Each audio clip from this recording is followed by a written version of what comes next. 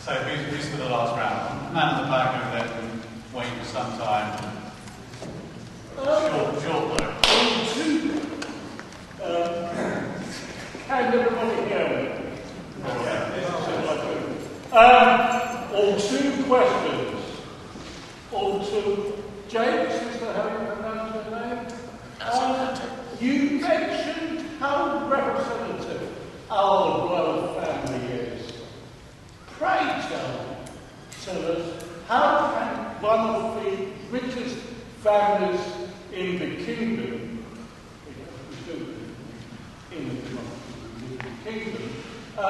how can they be representative of the British people, especially in living their lifestyle? Okay, that's it. And the question to Peter, doesn't the blanket, royal coverage and the royal support led by the state broadcasting service, followed by the rest of the media, remind you of Radio Berlin and Radio Moscow in the 30s? Okay, thank you.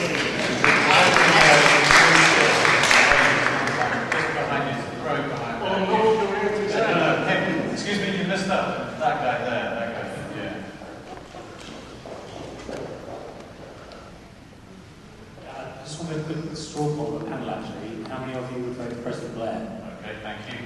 And this lady here, have you? Yes. And I'll take a final question from the man who's wearing his opinions on his chest. Here.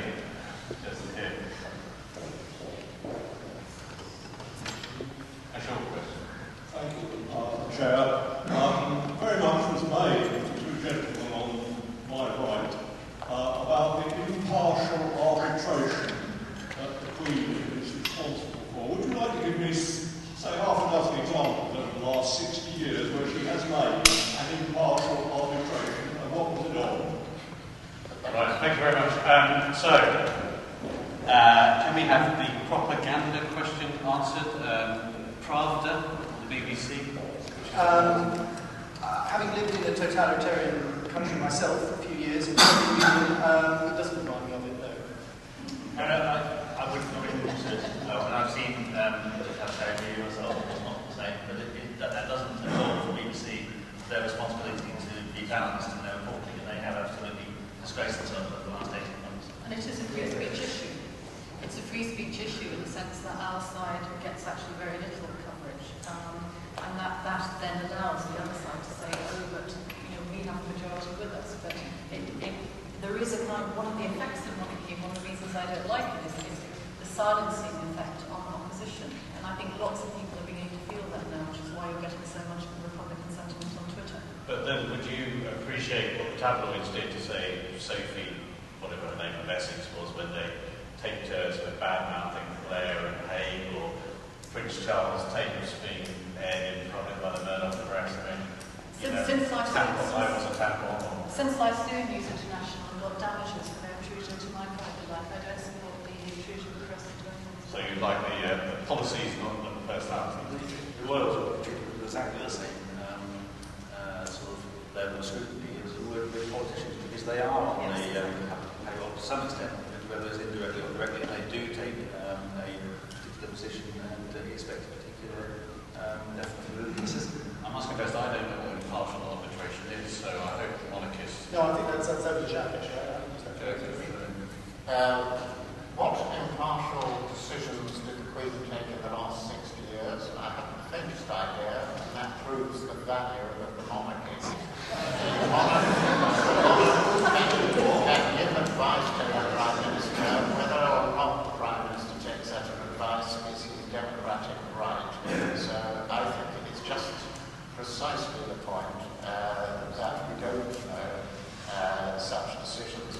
And on the gentleman over here, his comment about why should the royals, because they happen to be a bit more wealthy than he or I, should carry out their roles, I would say, why on earth do you think that with his immense riches and owning of a great estate in Essex and right to a viscountcy, could Tony Benn represent the people of Bristol when he did? I mean, it's a fatuous argument. Actually did win election. That's my point. Or rather be representative of. And that's my point. That was a matter for his constituents.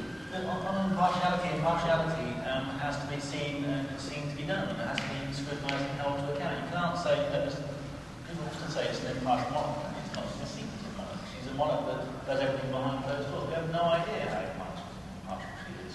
So are you able to point to any examples of royal interference in British politics?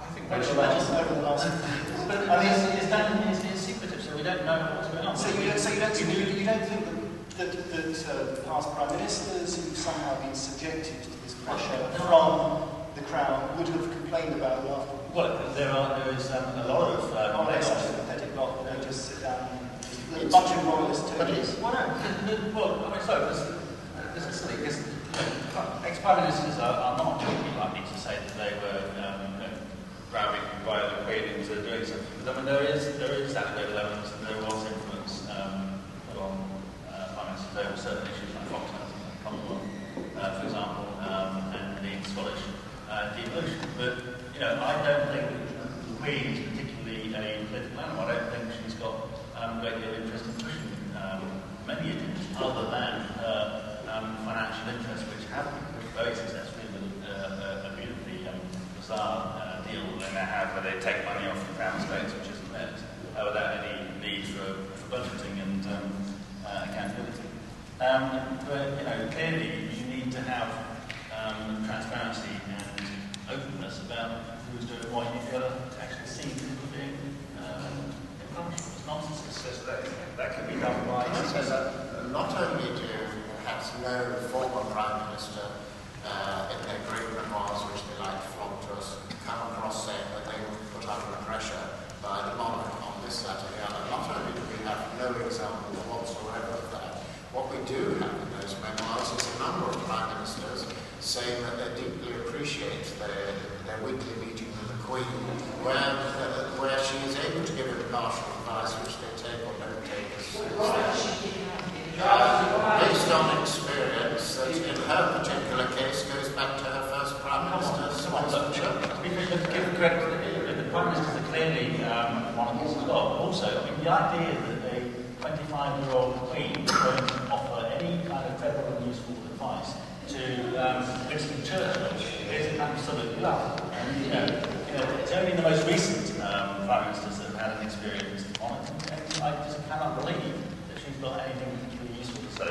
It's people who actually come from a background where they've gained experience. She did express dismay to Margaret Thatcher, didn't she? I mean, that was well reported at the time, wasn't it? I mean, she was dismayed by Margaret Thatcher's policies towards the Commonwealth. I'm glad to know that you know it, because we do not know what they know.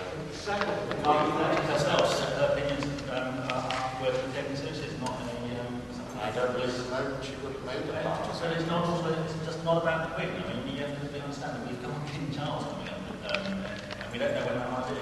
Next week, tomorrow, or 20 years' time. But we're not based around one monarch just by a fluke of someone having an affair or having the wrong Nazi sympathies. How can we look at that? And wouldn't it be interesting if Charles actually stood for election? I mean, can we imagine a world in which Charles was doing an election tour of the country, turning up to town halls, making the case why I am fit to be the head of state? Standing against him. Well, I think other people, other candidates. There are 60 million people in this country. I think we can find some candidates. I will be the first to put Joan Smith on the ballot.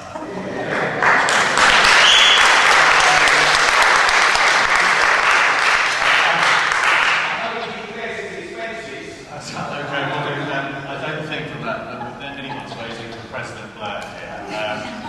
I would ask for a show of hands, but I can clearly answer because I know it. So you can do it. You can say, Has anyone changed their mind? has anyone changed their mind? Thank you, Peter. Has anyone changed their mind?